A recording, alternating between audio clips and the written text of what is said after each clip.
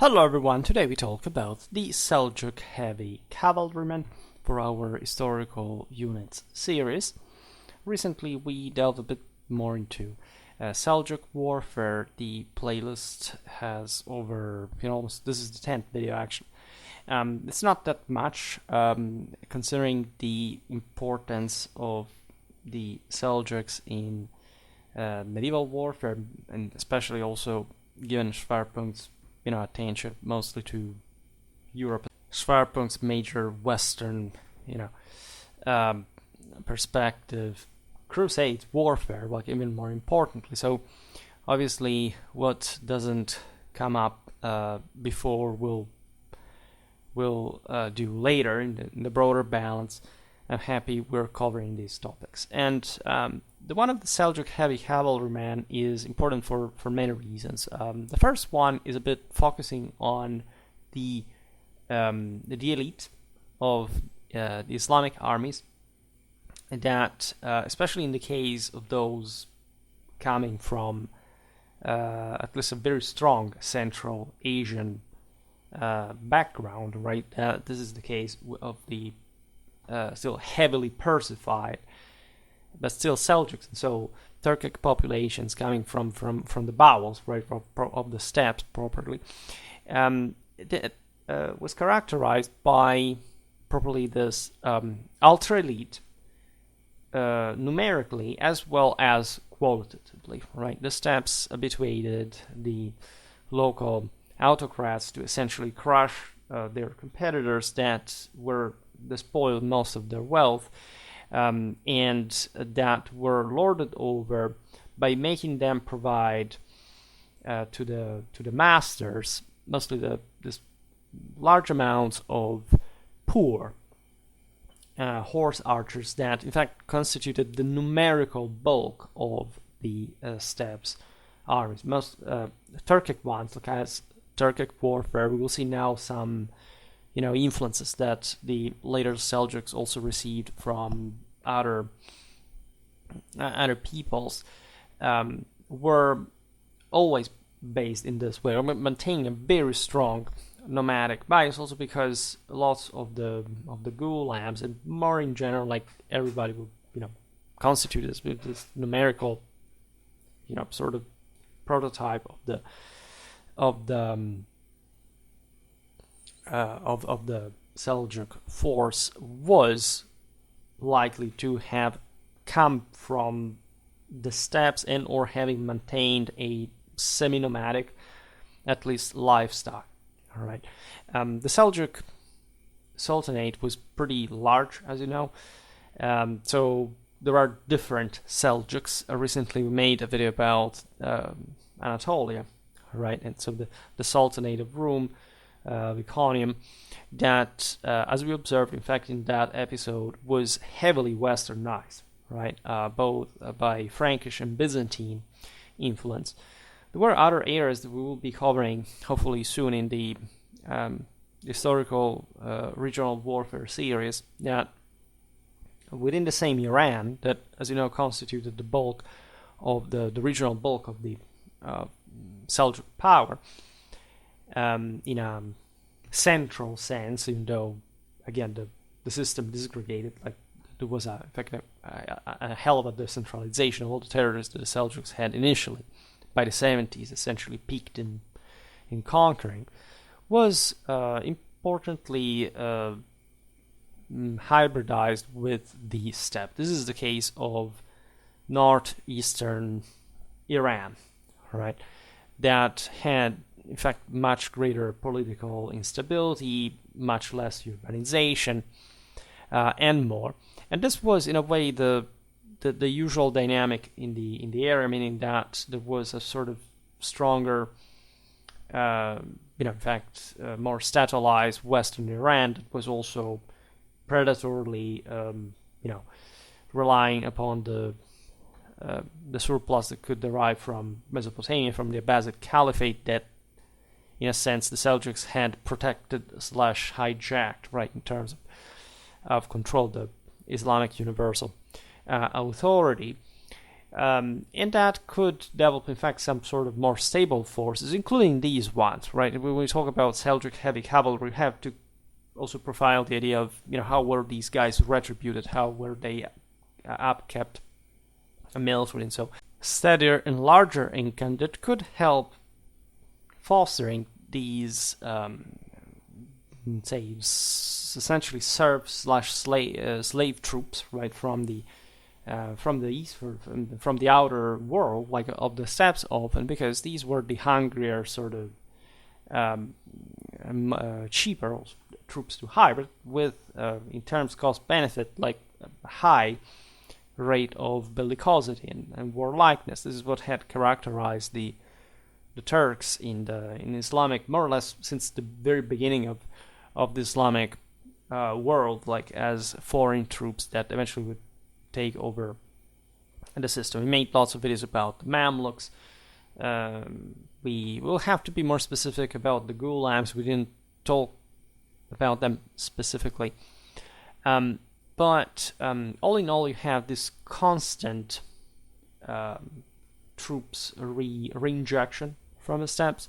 Some died, others would be settled down, and sometimes they would rebel. So you would need, as an Islamic ruler, this outer forces that were again in these regions so close to, in many ways, culturally speaking, the Middle East in general was more unstable. So again, the local culture was much closer, say, to that even Central Asian world than, say, probably the Mediterranean area, say the areas ruled by Egypt, right, whichever Egyptian power existed at the time, and of course also the Byzantines, and so on, right? So the Seljuks do maintain this kind of wilder steppes flavor in their armies, and with that, together again with this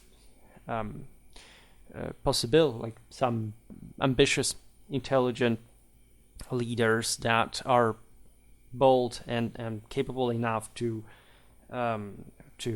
carry out successful campaign whenever, of course, they were successful, or at least they were likely to be successful, fostering these sort of desperados from the steppes that were quite brutal and vicious and sort of very eager to, of course, to win like the riches of the essentially sanitary world, at least a better world than their fully nomadic one.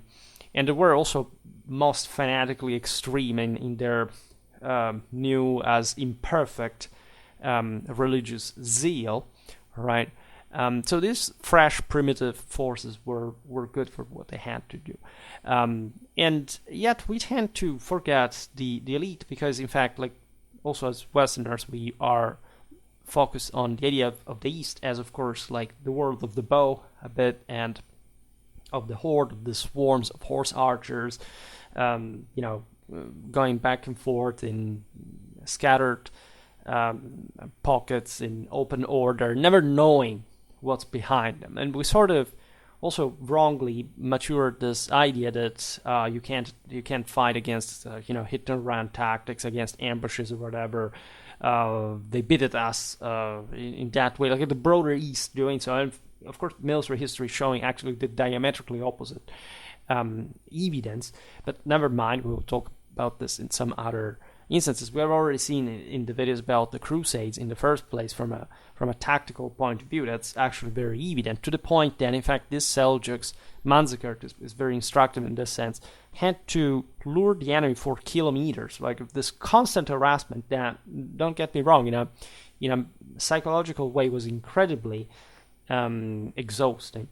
But that exhausted also the other side, that often, aside from, in fact, this properly light cavalry, didn't have enough heavy cavalry, as the odds were balanced naturally, to properly crush, like to wipe the floor out of the remaining worn-out enemy that instead was sort of heavier, like in that case, the Byzantines. And that very often wouldn't be able, also in a broader sense, be capable of consolidating, in a political sense, a much more stable system like that. This way of making war, after all, is typically Turco-Mongolic, and as we were pointing out, that on many occasions that these states did not really have much of a future, right? There was not much of a statal continuity over time. If they managed to achieve something, it's because they installed themselves as a militarized community among like much larger civilized, like sedentary one. Persia is one of those cases that, by the way, massively influenced, to say the least, the same Turkic people. And yet there is also locally that previous instability compared to other areas. Say, for example, the Levant would be always more stable, at least in terms of subtle development, than Persia would be, right?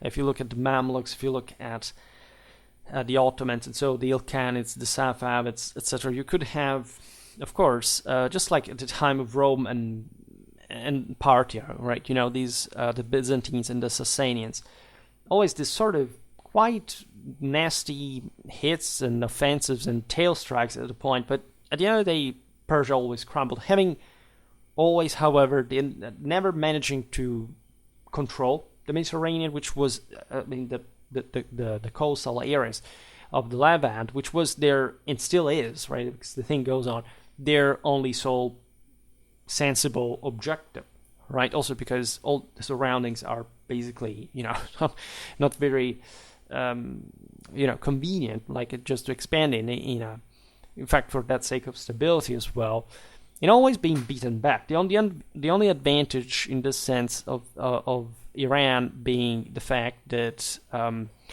it could hegemonize at some point Mesopotamia, which is kind of the case under the Seljuks as well, that had, as we've seen, become the Abbasid protectors,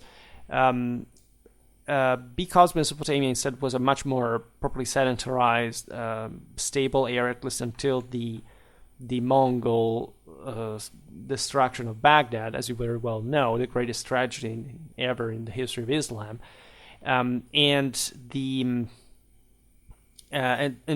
the advantage mostly of having this the Iranian plateau itself as an area that you can't quite conquer, that it doesn't make any sense. Also, in a broader, let's use the terrible word, geopolitical sense, which of course I'm not a fan of the term, which is, when thrown around 99% of the time, immediately indicating that the person who is using it doesn't have the palest idea of what strategic education actually is, or not even remotely what it's supposed to be.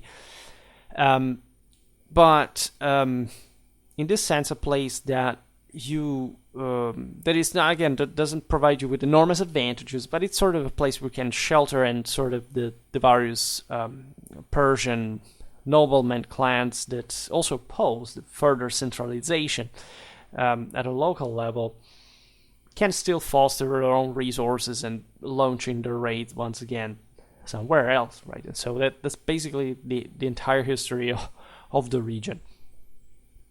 Having said this, however, there is another aspect about the Seljuk military culture that is quite pronounced in this high medieval centuries, they displayed even more through the contact with the Crusaders, that of course documented Seljuk tactics sort of better than we have them from the Christians, and we have better documented from the Muslims, right? The world, the Islamic world is absolutely not more productive in terms of critical, information production, like also effective storage, like in that same subtle instability that is chronicled with, in Islam for many reasons. That provide, aside from probably the lack of this production, but also a much less sort of critically rationalized content for the sake, especially of, military historical reconstruction. Of course, there is interesting information today. For example, I am using this beautiful iconography from, however, pretty late in time, right? This is Varka and Gozlach, like, it's a manuscript from the mid 13th century, by the way, Seljuk Anatolia. And so it's not even to say that it's a Persian thing. From that area, we start having good manuscripts only from the second half of the 14th century, just to tell you how, like, this does not compare remotely even with, with the Byzantine Empire, with other areas that are less and worse documented than the West, that in fact is even less comparable in this sense, because we have such a tremendous amount of output, iconographically, historiographically, whatever, that it's uncomparable. These differences are, in my opinion, of capital importance to understand also what these cultures really were. And what I was pointing out now was the feudal character of the Seljuks, because of this process of decentralization, of privatization of power, the sort of ruling clan that scattered all over this enormous territory, and that, however, never reunited in a single political entity, and that, as we were saying before, also diversifies on a regional basis. We will observe this better in other videos. I already made something about the Islamic Caucasus, Western Iran. Have to talk about Eastern Iran. We talk about Anatolia, and a bit also the Syria, Mesopotamia, the Jazeera. So we already sort of measured certain of these out without mentioning always the original Central Asian spring. All right. But this is in many ways the peak of medieval civilization. The Crusades centuries are the ones of growth for everybody involved. Everybody is privatizing / feudalizing a bit. This is true for the Arabs, for the Turks, for the Byzantines. The Westerners are sort of the ones that fuel the most this clientelar system, and that basically do have the upper hand in qualitative terms. But the Seljuks are also, as those powerful rulers, provided with massive estates for their principalities, for their sultanial authority. They do control, like, some of the most important trade routes, by the way, the Silk Road. They really have a lot of power, a lot of wealth, and they can field some seriously top-notch cavalry that is seriously appreciated by the same crusaders. Right? This chivalric, equestrian culture was, of course, very different in matrix, especially when we look at the single peoples and how they had, in most recent centuries, come to operate also politically in the region and confronting themselves during the Crusades. There was already some, like, our concept of chivalry is something really much older than the sort of misunderstood in the anti-ancien regime sort of obscurantization, I don't know even how to say that, of the Middle Ages, right? For which, I don't know, that's something born at the time because, they were crazy and strange or whatever. That had always existed since from Indo-European mythology, like all the Turks, the Mongols had lived at the outskirts of the Iranian steppes, had absorbed all this. The Arabs had that, like, so it's different, admittedly, in the manifestations, but the core is also pretty much the same.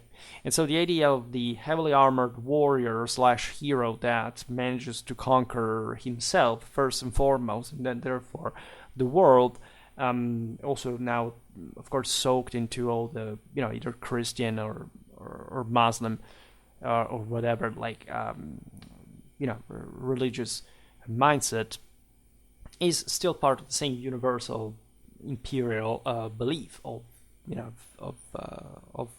struggle and victory, right? That was the only doctrine existing, and that again, many Seljuks, as we explained before, felt very deep sense from a very primitive background of the steppe that was not it was a different lifestyle than, say, the one of a Western knight, that doesn't matter how he could come to the Crusader, to the Holy Land, like from places like, I don't know, Scandinavia or wherever, but really had at least a sanitary background, had also much different way of training reaching actually some or even better results, right? But that really missed some other aspects of these knights that are, anyway, relatively neglectable, because at the end of the day we're talking about heavy cavalry, right?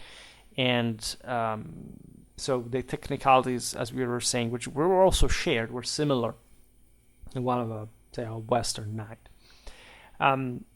And the horse archer obscures a bit this figure, but of course this was the most important. Also in the Turkic world, this is the nobility. These are the guys who control everything, who mobilize the entire system, who have this also very far-reaching, idea of how to organize, like groups, mobilities. They do have this much more primitive and less secularized view of how a Seljuk at the back of the 12th century really saw the world, right, from that Central Asian ancestry and recent Islamization, etc. It's something, unfortunately, these are the most beautiful things of warfare, right? You can't, of history in general, you can't fully say.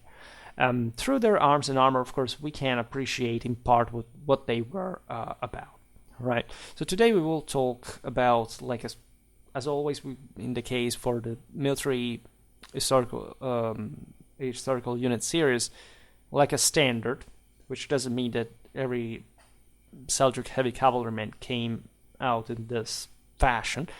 In the end, in fact, I will point at what kind of some of the earlier Turkoman leaders, say, coming from the steppe, literally from the 11th to 12th century, would have sort of looked like, right? There are striking similarities, for example, with the Pechenek Balbal memorial statues of the Dnieper region that we were discussing just the other day about the so-called Kazakhs, so actually Kuman, Pechenek words, etc. Bear in mind, these were pagan graves, and some of these Turks were still, when fighting in the Islamic armies, pagans by the time we're discussing today. And indeed, the latter's tombs were very similar to one of these other peoples of the entire Eurasia, right? Saying the steppe, very, as you know, longitudinally extended steppe corridor within Eurasia, that in fact shared enormous similarities. And so, like, I don't know, a late Seljuk nobleman living, as we've seen in Anatolia, but it could be even in Persia, like, would have looked substantially different as times passed, and also arms and armor developed to a relevant degree. Even though also the core pretty much of this force remained conceptually, concretely, we're in pre-industrial times, more or less in the same centuries, the same, right? So as we were saying, this Seljuk heavy cavalryman was an exceptional sight in all senses, because as we've seen, the majority of Turkic cavalry was, and by far the by far majority, constituted by unarmored horse archers, right? There will be a very interesting digression that I will partly address now, concerning what is that we mean in this word by sort of heavy cavalry. If you are a long, term follower by this point, that of course I distinguish in the canonical sense. I mean, heavy or light. This hasn't to do objectively with the degree of armoredness, but with the relative value, the relative capacity of holding the ground against another type of arm. So the horse archer by itself, I mean, anthropologically speaking, had developed just because he wouldn't come to hand-to-hand combat with these heavier guys, or it would have not made sense. At least there were ways, as we'll see now, to do so. Then, in fact, are intertwined with this problem. Like the especially even the elite originally was poor by sanitary standards, so they came out of the steppes habituated to fight against mostly one another. And yes, the sedentary world was not that atrociously heavier in all senses, but you can argue that at some point even some horse archers were on the other extreme worn at some time some metal armor.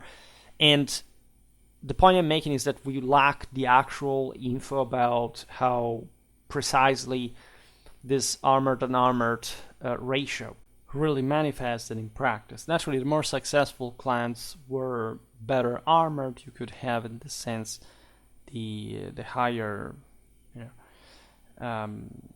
lords really being able to field even heavier horse archers. Were armored horse archers at some point. Just the tactical function at that point would have been, say, to better field heavy shock cavalry in that sense. And they were, of course, capable of performing both, even though this time in the development of the steppes art of war, say, shock charge and horse archery had diversified into fundamentally distinct categories, right? So these heavier cavalry, and properly, like, imagine today we don't even talk the ultra elite, like this kind of things, like we will see they are close to that, but we will try to make something like probably the ultra elite. In many ways, yes, we could also consider these in some ways, were to generally be supplied by the retinues and Mamluks of the amirs and other chieftains. So this is obvious. These were fundamentally the bodyguards of the various lords that would, by default, just be maintained by the same, and that were in fact the critical mass, like the decisive element of an otherwise actually much larger army that, however, was constituted by horse archers were so light that could be taken out literally by these guys. So that's why it's so important, after all. I will skip also other considerations regarding horse barding, and actually is very important, but I want to make a video about probably the Islamic mounts of these times, including their armor. Needless to say, in a world in which there is lots of arrows flying around, a certain level of heavier armor is definitely employed by this elite that I would say was a numerical elite also because of this reason. Like the Westerners did have, some, of course, horse barding, etc., but let's say in spite of the power of the crossbow, that at home actually was something heavier than the same arrow hails of the Turks and the Mongols. They fought in a completely different battlefield, where in fact you were targeting mostly just heavy troops, right? There weren't light horse archers jumping around en masse everywhere. Like, you had mostly like the commoners being infantrymen, and as such they were heavies. And so the need to protect the horse paradoxically was less, because once you charged, the important, like you always found that mass of heavies to smash into, right? And so the damage that the same missile could do, mostly shooting from the wings, whatever, on cavalry was reduced, right? Horses took a lot of losses, as much as they took during the Crusades, because of all those Turkic arrows, but they would actually manage to reach the enemy and crush them. Then in later medieval warfare, you know that there are episodes like, well, first of all, the Mongols, big battles like Lenitsa, or later with the Ottomans, Nicopolis, etc. Like, there is the idea that yes, that these Westerners charge into a vacuum. Actually, they are attracted, like they're lured into this faint flight that very often also among these peoples is a real flight, because literally they couldn't hold the center against a Western cavalry charge. They didn't have the means, and so they had to soften them up before enveloping them. And so that was a hell of a feat to pull off, and we almost interpret that as if, like, instead of saying, oh, how good were the Mongol command or the Ottoman commanders in this respective occasion, saying, no, this was like the standard tactics against which Western cavalry couldn't do anything. And just by the fact that the tactic existed, was enacted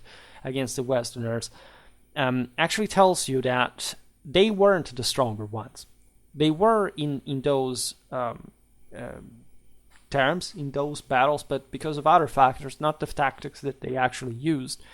And so this is a more subtle, military historical point that I'm making, of course, in The Art of War, but I hope that we will come to cover this better in detail at another point. In any case, that's not what we're talking about here, because at the end of the tunnel, you would find these heavier guys. That these were the guys that would have smashed into the same Western ones once the latter had been adequately softened up or lured again into an ambush or something. The guys who smashed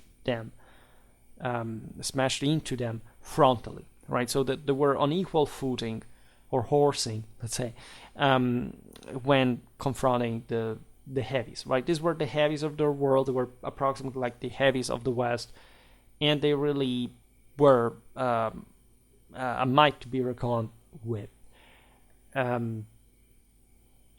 will skip also the methods of recruitment, because I will make a video about the Seljuk army organization, so that includes it in part, but what's the difference? Like Mamluks and Gulams are just two different terms with different etymologies, really talking about the same thing, the sort of slave soldiers of the Islamic world, mostly coming from the steppes, and this sort of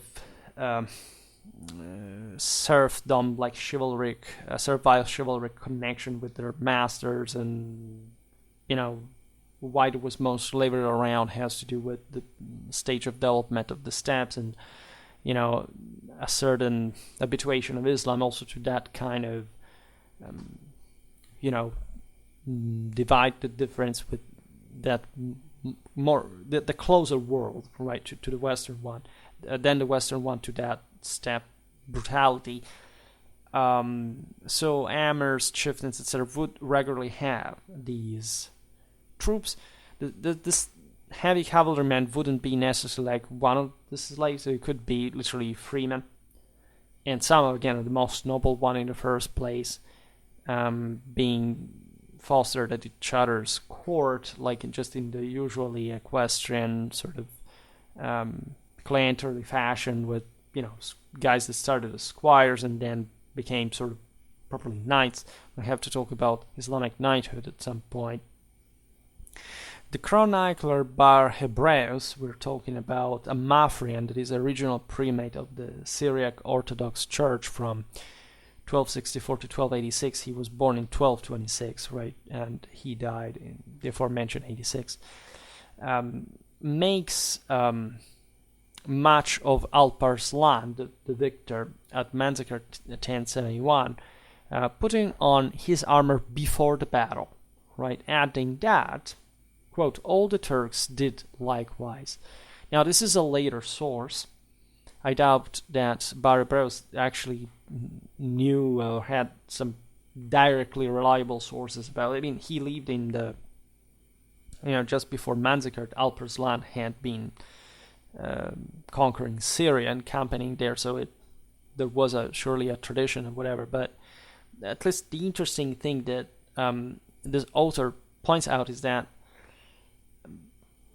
where he's talking about the Turks here, of course, is that there was an elite that would also ritually wear armor in a way that was, however, separated from the traditionally held Turkic feeling of needing to go into battle as a pure warrior, like without any armor, right? This was this existed pretty much everywhere. I mean, it belonged to the initiation rites of all the war bands, both in the senator world and in the steppe, that had to prove, like from the new elements, that they were made, in fact, of warriors capable of attacking, like just being superior to any enemy, including the most heavily armored one, just by winning them with the spirit, right? And not that, sort of materialistic and cowardly mean that an armor basically is, right? And so the idea is that they had to come close to them to pull their this senior horseman's horse tails that were knotted, especially in the Turkic world, exactly for this reason. And so harassing, given that, as we've seen, there were actually lots of of lighter troopers, these heavies, just overwhelming them with numbers, but still risking enormously, because those guys were heavily armored, and as we will see now, impressively large weapons, and these guys had just to poke them at some point with some maces, ideally killing them, but mostly just showing that they were so crazy that they could go almost suicidal, just to prove that they were, above any suspicion of cowardice, etc.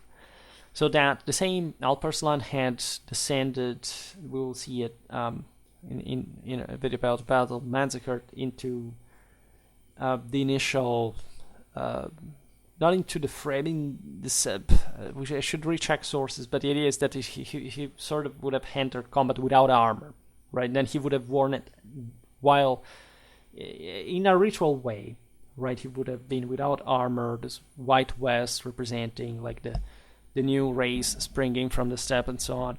But actually during the battle, the battle was also very, very, very long, and Alp-Arslan was in the ultimate reserve, well behind the line of contact when the battle began, would have worn the finest armor available at the time by the Seljuks to eventually engage in combat, right? But this passage by Bar-Hebraeus is interesting because it sort of envisages this literal moment in which eventually the Turks would wear armor, and they couldn't do it immediately after their leader had done so that thus would have for a while coming onto the battlefield at least without armor, proving what we were pointing out before. So there are we don't have too many iconographic evidence, right? There is, for example, a late 12th, early 13th century Seljuk Azerbaijani source that we discussed in that video about Islamic Caucasus and Western Iran for the historical regional series, that is depicted wearing armor of, predictably, especially in that area, typically Eastern design, right? We're talking about massively Persified, and also from the east, from south of the Caspian Sea, as you understand, as a corridor, but also Turkified areas that were also a bit truly decentralized, privatized. It wasn't too much there, and so it would look wild enough in this hybrid between Persian and Western Eurasian steppe warrior. The guy has a mail hood. Remember that mail was actually a big deal of a thing, springing from. It had actually been invented similarly by the Scythians and going west, but let's say during the Middle Ages, all these waves of Turks had, at the end of the day, abandoned some of more primitive armor for the mail hood being essentially pushed from the west, right? And it was at a time more iconic than lamellar armor that we stereotypically associate with the East, also in Eastern Europe. Like, so we think everything like further east is like it. Not really, right? The helmet would be Persian style, with neck guard, for example, and at a waist length, the jafshan that reaches only to the chest. Now, what's the jafshan? So it's basically a lamellar armor. In this case, actually being a corselet, but most of the times were longer lamellar, as you know, protections like going down the thighs, etc. It was popular throughout the most Islamic countries, and in this case, it's worn over the guy's mail. Right. This reveals the true elite nature of this guy, because having just 2 levels of metal armor was a huge deal. Some had even 3, like the Byzantine, the Niceforian cataphracts, for example. That was this utterly insane elite unit in terms of sheer weight and ultimate dysfunctionality, because they dismissed them because they cost too much. Right, they were quite effective when at the peak of their time, that they literally had to be the heaviest thing that nobody could match on the battlefield. Right, the Imperial army was already like enormous. Of course, there was some padded armor underneath, but also actually over these other sets, right? Unfortunately, as you know, the organic material doesn't quite survive normally, and therefore we're mostly left with this iconography and the metal armor, for that matter. So the Javshan, as we stated, is essentially a lamellar corselet. And it could be, again, of heavy length. It would more likely be like just covering the torso, because it was like the over, especially other type of armor, very, already a quite deal of extra protection. But it could be longer, especially when you wanted to protect your limbs from that hail of arrows. But only the heavies could, right? It was, again, the stake was to lower drastically as soon as you realize that it was at some point more advantageous to equip, like saying, some horse archers over producing even such heavy armor that could be so heavy, and that you would need just in limited numbers for that ultra elite, just to be able to compensate for those, after all, just horse archers.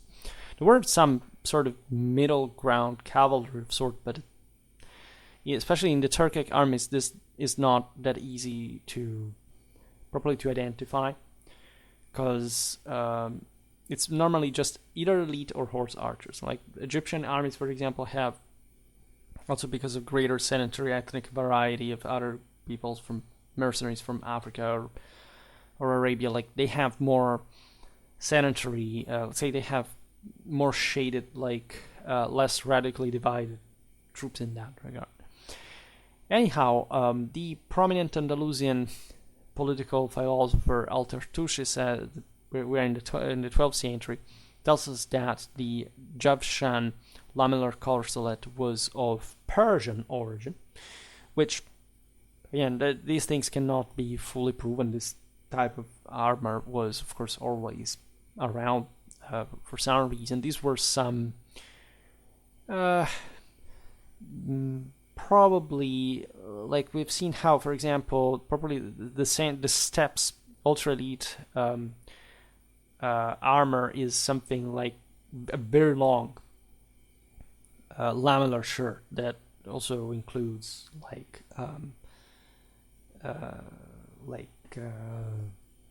arm covers. We've seen it, for example, in the video about Tibetan warfare, beautiful images of that. This was the ultra elite, but for Persia, that was not fully like a steppe reality. That we can imagine something really, truly more like a corselet. At some point, not even covering the upper, like the shoulders or something like that, just around the torso, like essentially plate armor, but historically developed.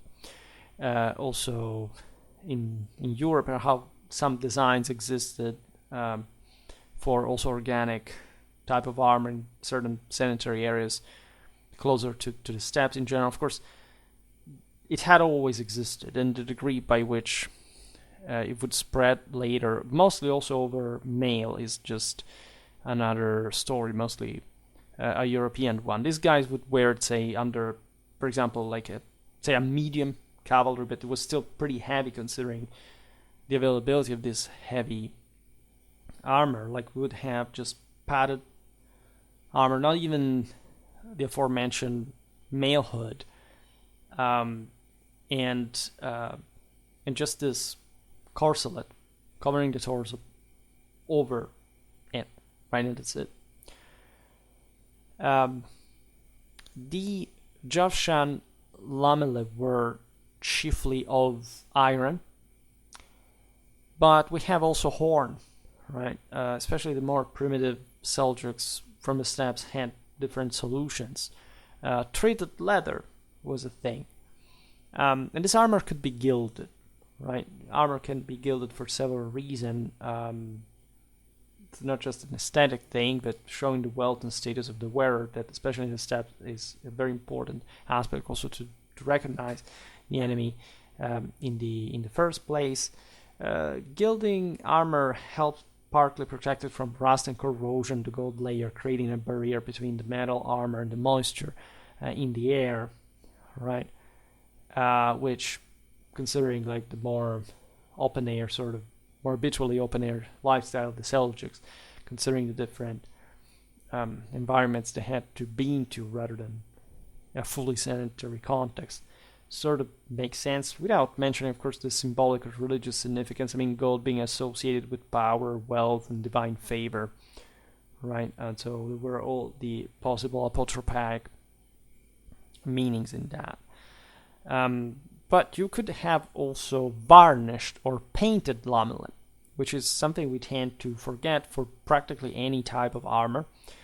Also in the West, like Crusaders could have easily like blue, red, green mail.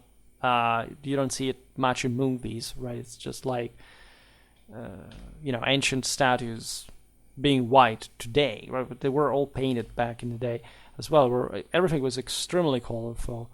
Some of these colors were extremely vivacious as well. For example, the Sultan Kai Khosrow I is recorded wearing red armor in 1210. The Seljuk preference, however, was part of the same reason, was blackening armor. This was very common also in the West, as you know. So it's the same solutions to the same problems, protecting armor from rust and corrosion. The blackening process involved applying a coating of oil, wax, or other sealant to the metal surface to the armor to prevent moisture from coming into contact with it. And so this, of course, helps to extend the lifespan of armor and keep it from deteriorating over time. Consider what the Turks had been doing from quite a while. Those who had remained in the steppe historically was to loot, of course, the sanitary areas that had a better armor and treasuring that, right? Getting some also of the old style, some recycled, like they would even just purchase some, and they would be much more attentive to its preservation, because again, steppes survival economy is insane. It's nothing in comparison with the waste of the sanitary world, even though like it wasn't an easy, well, surely a consumeristic society either. But there is something about this sort of preservation also of older exemplars being perhaps something you can attach to the older, like the Turkoman mercenaries that were just freshly coming out of the steppe.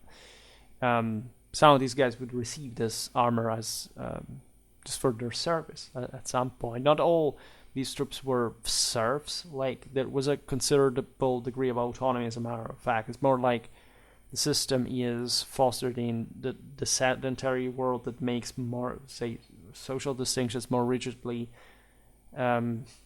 outlined, but also to the advantage, actually, of the military, for that matter.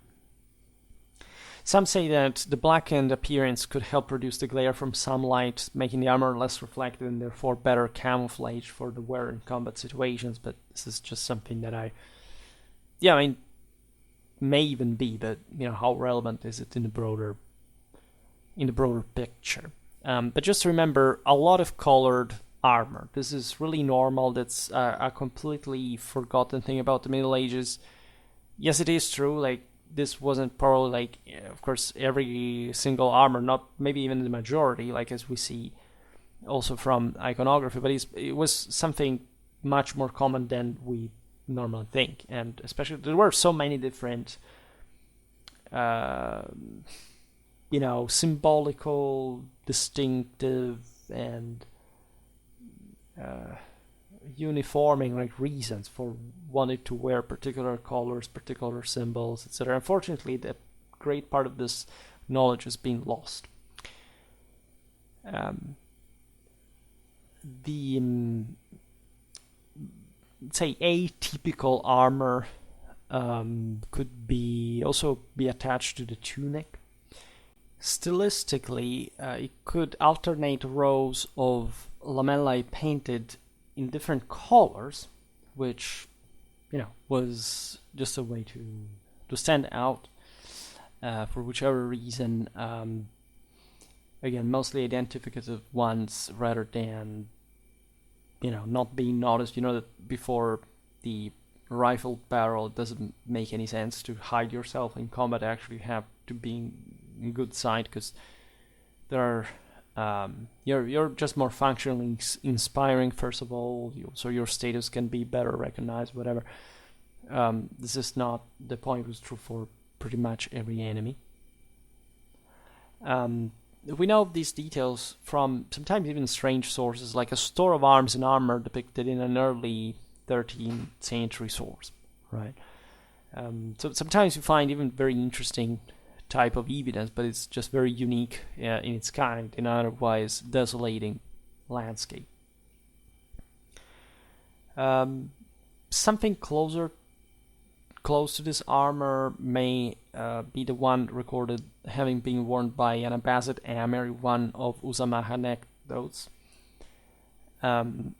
This described the Battle of Kin Nasrin in 1137, and it says actually something about the apparent weakness of this armor that obviously wasn't, but still, for sometimes even the sake of narrative license, we have the mention of a Frankish horseman's lance piercing the same Amir through the chest, like with it coming out at his back, despite the Muslim was wearing his gilded javsha. That so would have been, like, just by status and by the admission of the same source, like gilded armor, like the finest armor available, right? And there is a bit of a debate regarding this, because naturally not all armor was the same, not all weapons were the same. Surely the forces involved in mounted combat were utterly insane, and so you may want to think that such thing really happened, right? It wouldn't be actually strange. But let's say, of course, this is just an episode, and that's why it's also recorded being exceptional. But of course, armor in general made its work well. Speaking of weaponry, we can't think an average Seljuk heavy cavalryman being equipped with a lance, a shield, a sword, as well as a bow, as a secondary weapon fundamentally. Barbrowse states that Al-Tarusi cast aside his bow and arrows and fought with spear and shield when he took on his armor.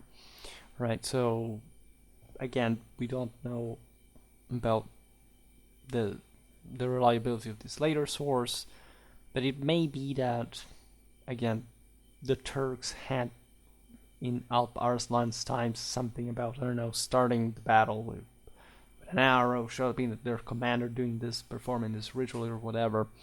And it's just, again, like an exceptional individual. Sure is they knew how to use the bow, to say the least. And so in combat, this would have not been a rare eventuality. They would have not functionally, again, specialized into some double task type of units, but was an effective side weapon. It sort of, unnerved the enemy, could keep him distant to an extent. And you could rely on it also for other things, like hunting, for example, during the same campaign, right?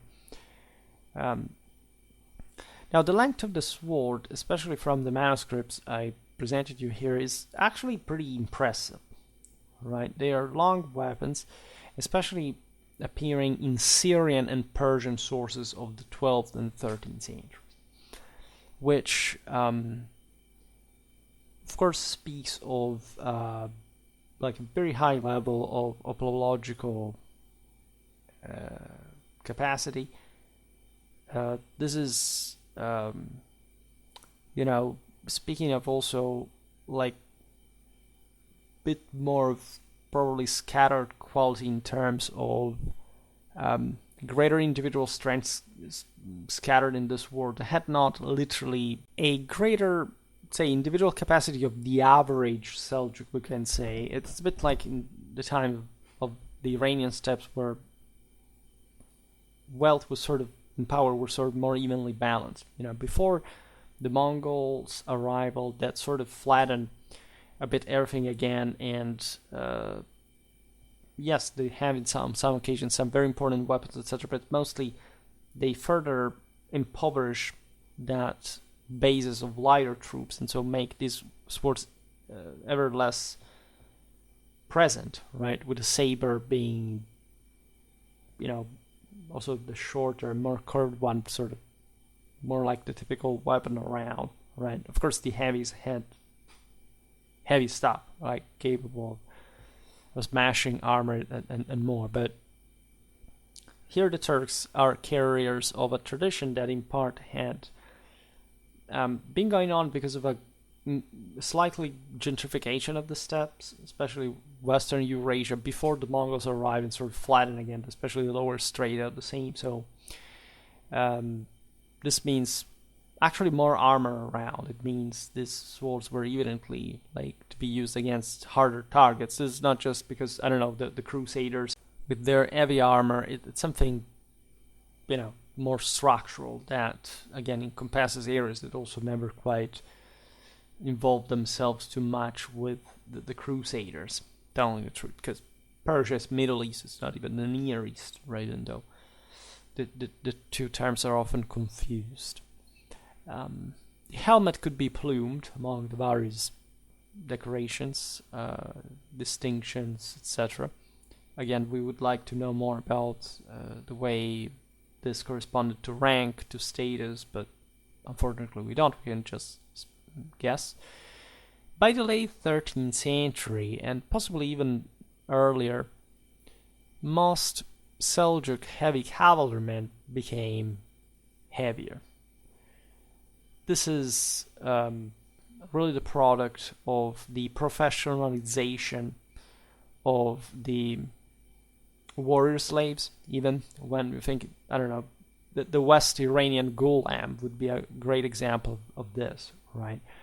There would still be contact with the Turkomans of the steppe, like from a tribal background within the Seljuk armies. But on average, these would be now there is a sultanial state that can provide substantial numbers of these heavily armored fighters, equipped in the best possible way, right? So decorated one-piece helmets, face covering mail coif, and iron cuirass, typically halfway between scale and lamellar in construction. There are really lots of sources about this, and then we will talk perhaps about that, right? Whereas the earlier Turkoman leaders, forming the consistent part of the first Seljuk forces, would have had more typically nomadic custom from the regions of Turkestan, right? And as newcomers to the Muslim world, were just actually Turkic Gulams had been around for quite a while, as you know, but the, let's say, equipment in some areas had advanced more, developed more. Here, the guys had even as heavy horsemen, like some cruder equipment. For example, directly riveted segments for the helmet, light forms of leather lamellar cuirass covering only the front of the abdomen. This was also a thing. They didn't literally have enough armor, enough surplus, enough material wealth to cover themselves adequately. And so their warfare would adapt that way, and they would gradually just being integrated in the Middle East, more sedentary, richer areas, that their panoply would increase. And in fact, the steppe would remain pretty brutally, lagging behind the sedentary development in general. Right? So that it's also about, as we noticed, like the states being able to supply these troops with an adequate armament, rather than, say, it was their physicality, their mindset that the Seljuk rulers were interested in. Brutal, savage, and if you equip them properly, they could make great soldiers.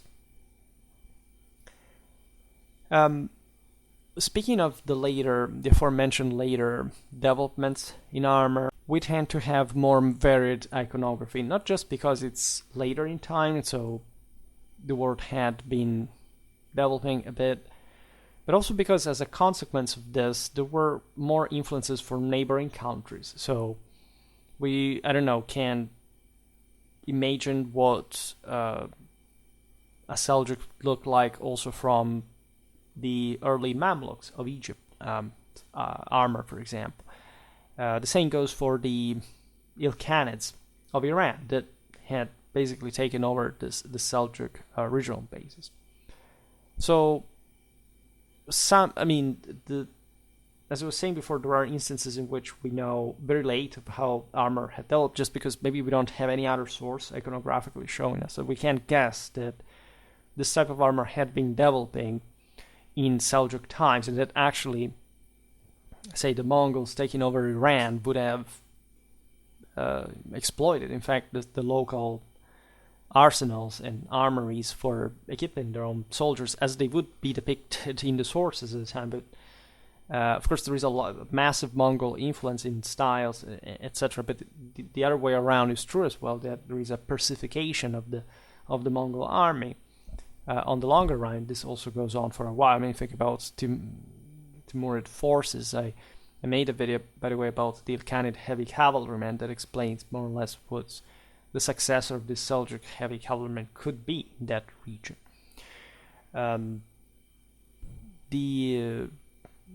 We can imagine Migfar type of helmet with plume, solid neck guards wherever more necessary, because also the intensification of arrow fire. Also, from the Mongol invasion. A long lamellar Javshan, so also extending like heavier types of troops like cavalry tends in the elite for all peoples at this point to become heavier in general. The latest term Javshan can be applied, however, at this point to other types of designs. For example, some sort of mare corselets reinforced with small tin plates called teneke. We will see this better in some other video. Just for saying that it's a generic term, it doesn't refer like in mechanistic post-Lenin categorical terms like, oh my god, that Javshan means the armor must be done just in that way, because otherwise it's not. No, it's just a name, right? The latter type was more expensive in construction than either mail or lamellar, and it was, as a consequence, also better protection, usually restricted to the amirs themselves. Was very heavy, and it adds essentially yet another level of armor. It's a sort of brigandine, but on mail, and the mail coif also is, intensifying after the Mongol arrival. We've seen some examples of this in the video about the Mamluks' appearance from the Baptistère de Saint-Louis. similar coif were to be seen from quite a while in Islamic sources as early as roughly like beginning of the 13th century, worn at a point even without a helmet, which is kind of weird, right? And so of course this was not just against armor, but in that case, something strange was going on, because it's better to have a helmet than coif. But say the helmet maybe cost more at some point, and nobody knows. And still, it's not just about arrows, it's about any other kind of blow that you want to be defended from. In many late 13th century sources, and also throughout the manuscripts of Rashid al-Din, that, as you know, was a very famous historian, functionary, and doctor from Persia, but of Jewish background. He at least converted to Islam to become functionally the vizier of Ghazan Khan, right, the 7th sovereign of the Mongol Ilkhanate, right? So he wrote this interesting, like you've seen very often, that like the manuscripts taken from his work, like the Yami al-Tawarik, right? It's a work of literature and history, produced in fact in Persia. And these manuscripts show like a long lamellar corselets that reflect typically like the Mongol influence, right? They are very often in these sources covered by a heavily embroidered surcoat. So here the logic is that things are becoming heavier. The Mongol conquests essentially highlight, they break the reins of basically any other substratum that is below the nobility. In many ways that becomes truly ultra, like a true man at arms, like just at this point also arms and armor is becoming ever more complex all over the world. You need in a sense also lighter troops to cooperate in a stronger sense, but the men at arms become heavier and heavier. Buckles, laces are clearly depicted unmistakably, so across the shoulders, down the chest of some corselets of these illustrations, meaning that they were essentially made of several different pieces. And again, we have described this in part in the video about the Mongol Ilkhanate heavy cavalryman. The arm pieces are flaps rather than short sleeves. By the way, we find the aforementioned alternation of rows of lamella in many corselets. So they're shown painted, otherwise decorated in some way. The helmets have leather aventails, like typically, like it could be varied, but the fact that they're depicted, for example, in blue in the manuscript normally shows that they were made of iron with a spike colored gold, interestingly enough. Then the limbs would be protected by tubular vambraces, knee guards, greaves, so-called mirror armor, that is plates on chest and back secured by straps. These are things, again, that come around especially for in Iran during Mongol times, and this pertains mostly to the type of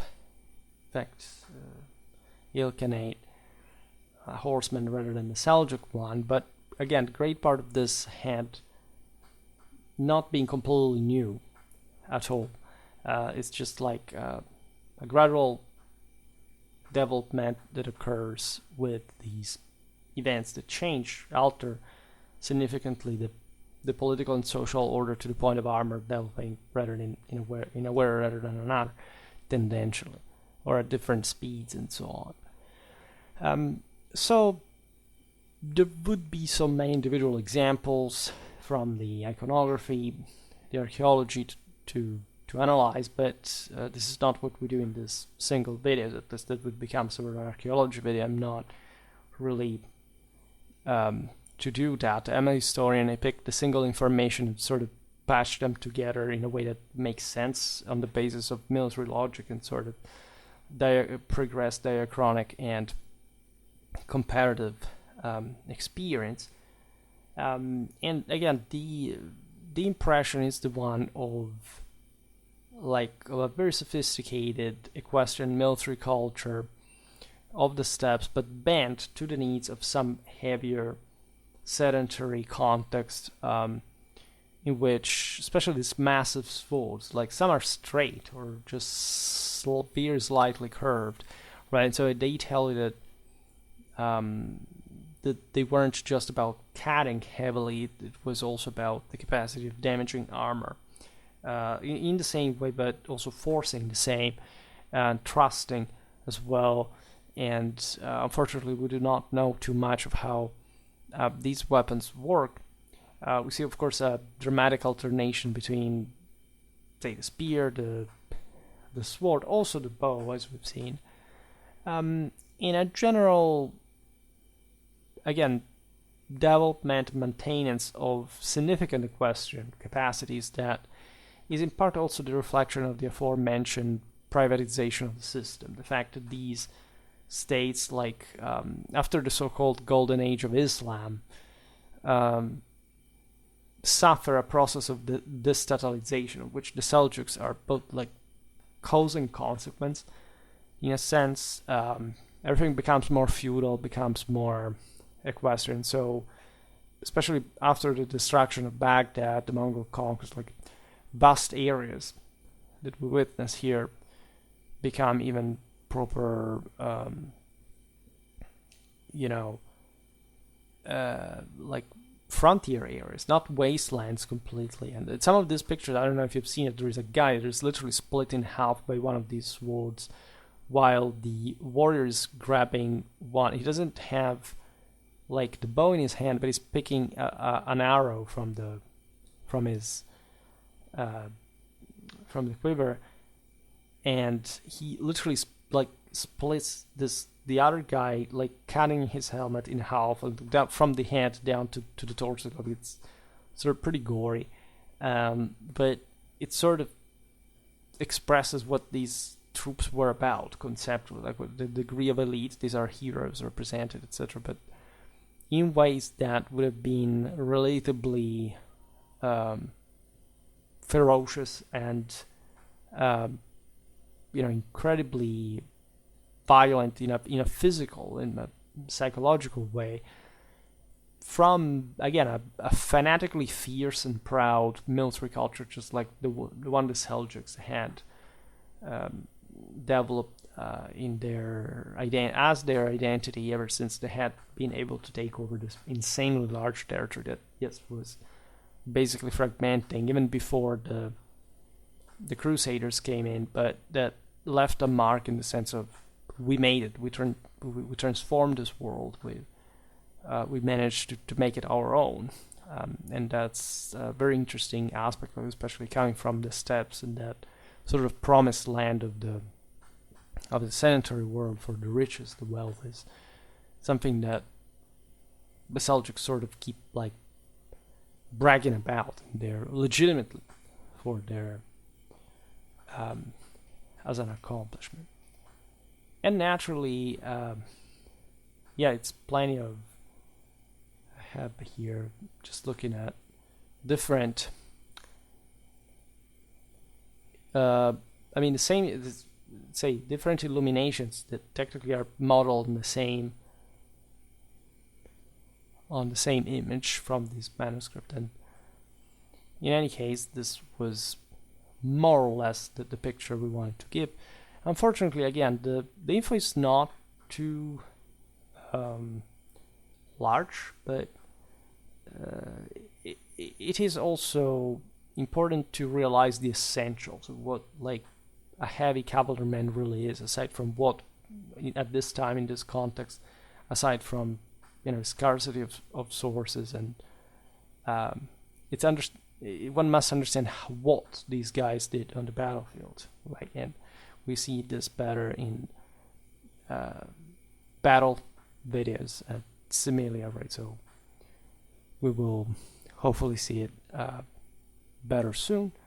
For today, however, I stop it here. I just hope that you enjoyed this video. If you did, please share it. Otherwise, leave a like or subscribe to my channel if you're interested in my upcoming content. As always, I thank you heartily for listening to me. I wish you a nice time and see you next time. Bye.